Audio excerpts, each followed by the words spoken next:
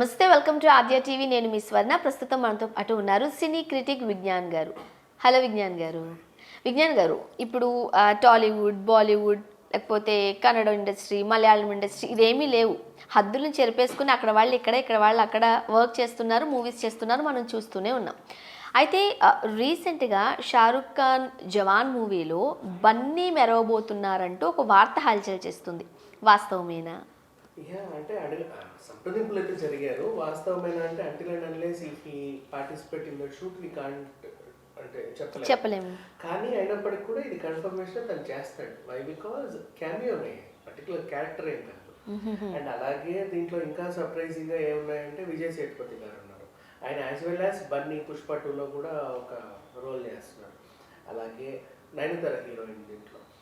And Shahrukh Khan గారు as యూజువల్గా ఇప్పుడు ఆల్రెడీ పఠాన్ సక్సెస్ని బాగా ఎంజాయ్ చేస్తున్నారు. అండ్ 1000 కోట్ల వరకు వచ్చింది budget, sorry collections. Still going on అనమాట. అండ్ ఇంకొకటి చెప్పనా, 1000 కోట్ల బడ్జెట్ని ఆ అన్ని డేస్లో అందుకున్న ఫీట్ సాధించిన ఫస్ట్ సినిమా ఇదే వరల్డ్ వైడ్.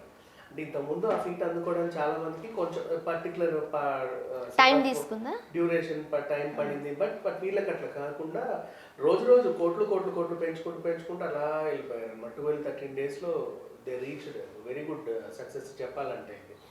అండ్ ఇక పుష్ప గురించి మాట్లాడుకుంటే ఇంకా ఏముంది, ఆల్రెడీ అరకులో షూట్ చేస్తున్నారు. అండ్ బన్నీ గారిది ఇందులో క్యామియో రోల్. ఇప్పుడు సల్మాన్ ఖాన్ గారు మనకి మొన్న తెలుగు సినిమాలో చేశారు, ఇంకో తెలుగు సినిమాలో కూడా ఆయన చేస్తున్నారు అని చెప్పేసి కూడా ఒక వార్త వచ్చింది. ఇక షారుఖ్ ఖాన్ గారి గురించి మాట్లాడుకుంటే తెలుగు సినిమాలు కూడా కాదు, ఇంకో 2 అడుగులు ముందుకెళ్ళి తెలుగు సీరియల్స్ కూడా ప్రమోషన్ చేశాడు. బ్రహ్మముడి అనే ఒక సీరియల్కి ఆయనే ప్రమోషన్ చేసింది. సో ఇలా చూసుకుంటే వెళ్తే ఇప్పుడు Tollywood cinema, Bollywood cinema, Malluwood, Deccan wood ఇవన్నీ కాకుండా ఇండియన్ సినిమా అయ్యింది. అందరు ఇండియన్ ఆర్టిస్టులు. ఒక సినిమా ప్లాన్ చేయాలి అంటే అన్ని రాష్ట్రాల నుంచి అక్కడొకరిని తీసుకొని ఒక మంచి ప్రాజెక్టులు ప్లాన్ చేస్తున్నారు. అండ్ అలాగే కలెక్షన్స్ కూడా వస్తున్నాయి. ఇప్పుడు ఒక్క హీరో అభిమానులు చూసేదానికంటే ఇప్పుడు వరల్డ్ వైడ్గా అందరూ చూస్తున్నారు అండ్ అందరికీ అభిమానులు అవుతున్నారు.